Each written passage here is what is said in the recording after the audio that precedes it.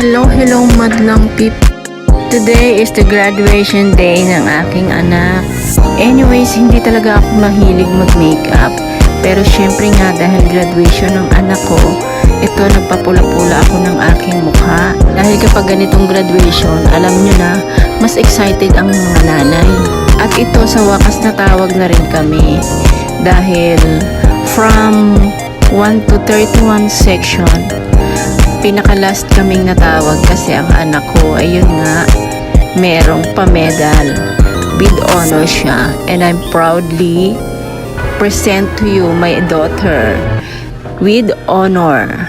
Pero syempre, sa school na ito, dahil marami silang estudyante, marami rin silang may honor. Kaya ito, naglakad ako ng bongga. At pagdating ko dito, yung mga parents na with honor,